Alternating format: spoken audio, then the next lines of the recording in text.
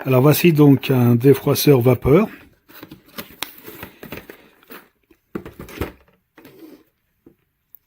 Alors voilà donc comme il se compose, plutôt classique au niveau de la forme, avec le bouton donc marche arrêt, un câble. Alors bon, le problème avec ces câbles c'est que c'est jamais très grand, mais bon, un petit livret d'instructions, alors vraiment plutôt sommaire en français, mais il n'y a vraiment pas grand chose, hein. Mais bon, ça va, c'est encore assez facile en fonctionnement. Là il y a une petite brosse, donc là c'est plus pour les tissus, qui vient s'adapter donc ici, qui se fixe si on souhaite. Alors ça se clipse normalement, voilà, si on a envie, sinon on la retire. Alors celui-ci donc il a la particularité d'avoir quand même un grand réservoir, 300 ml, ce qui est plutôt pas mal.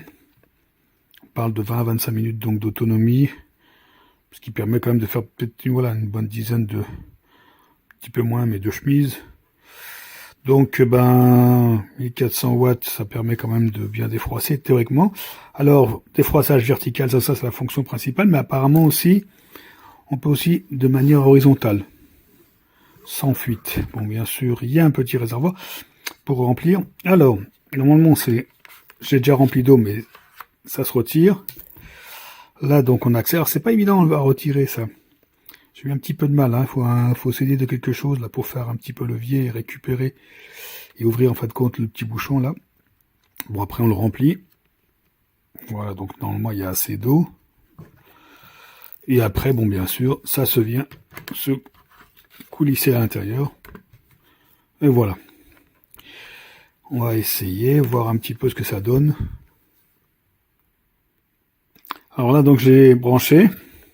Il y a le bouton. Voilà, marche. C'est un seul bouton. Ah oui. Ça arrive rapidement au niveau de la vapeur. La vapeur est déjà... Je sais pas si on la voit bien, mais...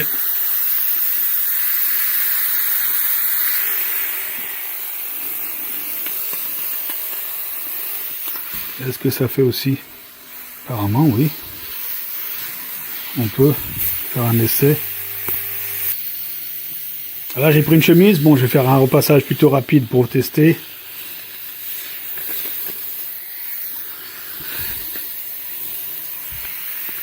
Pas évident, voilà.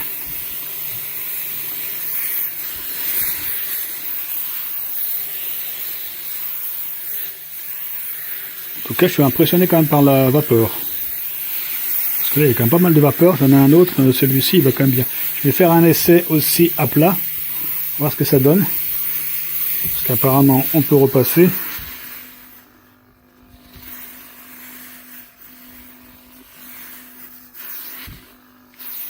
En tout cas.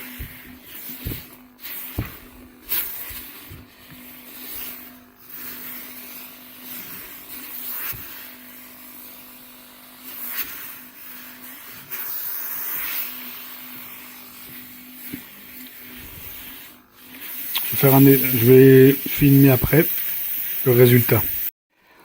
Donc voilà, après quelques minutes, bon, ça prend un petit peu de temps quand même malgré tout, mais le résultat est là, hein.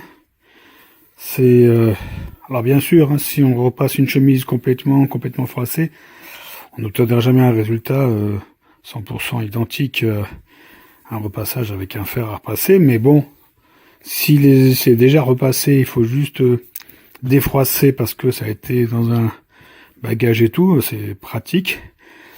Et surtout que là, on peut même le mettre de manière voilà, verticale, ce qui est peut-être plus simple, mais aussi horizontale.